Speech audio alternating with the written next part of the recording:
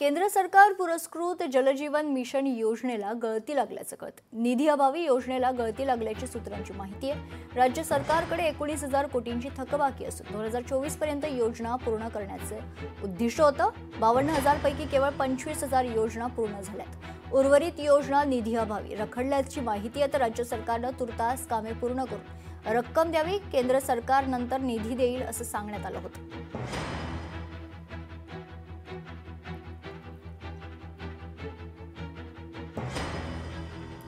या संदर्भात सविस्तर माहिती जाणून घेऊयात। आपल्या प्रतिनिधी भाग्यश्री प्रधान आपल्यासोबत जोडल्या जात आहेत। केंद्र सरकार पुरस्कृत जलजीवन मिशन योजनेला पुन्हा एकदा गळती लागल्याचं कळते। भाग्यश्री, नक्कीच जवळपास 35,000 कोटीची थकबाकी जी आहे ती या योजनेला लागलेली आहे।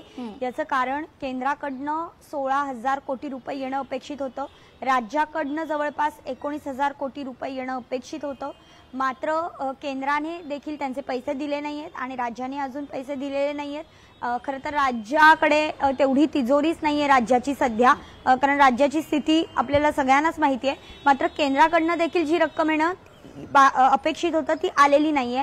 52,000 छोट्या छोट्या गोष्टी प्रकल्प यामध्ये राबवण्यात येणार होते, त्याच्यापैकी फक्त 25,000 प्रकल्प पूर्ण झालेले आहेत आणि बाकीचे प्रकल्प जे आहेत काही त्यामध्ये 18,000 प्रकल्प आहेत असे की ज्यामध्ये सुधारणा करायला सांगितली होती आणि सुधारणांसह बदल करायला सांगितले होते। त्या बदलांसाठी आणखीन काही पैसे लागणार होते, ते पैसे देखील केंद्र राज्य यांच्याकडून आलेले नाहीत आणि आता हे सगळं करण्यासाठी पैसे कुठून आणायचे असा प्रश्न जल विभागाला पडलेला आहे, पाणी पुरवठा विभागाला पडलेला आहे। त्याच्यामुळे ही योजना जी आहे ती सध्या रखडलेली पाहायला मिळते।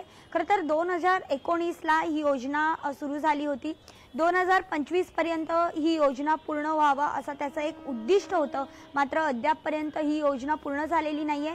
आता राज्य सरकारला केंद्र सरकारने असा निरोप दिलेला आहे, तोंडी आश्वासन दिलंय ते देखील की आता सध्या तुम्ही पैसे वापरा, तुमचे कामं पूर्ण झाली की त्यानंतर आमच्याकडनं पैसे येतील, बिलं पास होतील अशा पद्धतीची सूचना जी आहे ती केंद्राने राज्याला दिलेली आहे। मात्र असं असलं तरी राज्याकडेच मुळात पैसे नाहीयेत, त्यामुळे नेमके पैसे देणार कुठून असा प्रश्न आता राज्याला पडलाय। आणि या सगळ्या भानगडीमध्ये जर आपण बघितलं तर कुठेतरी जल अमृत योजना जी आहे ती कुठेतरी बंद पडल्याचं पाहायला मिळतंय। मेघना, निश्चित धन्यवाद भाग्यश्री आपण दिलेल्या सविस्तर माहितीसाठी। लोकशाही मराठी ऐका, पहा, जागरूक रहा।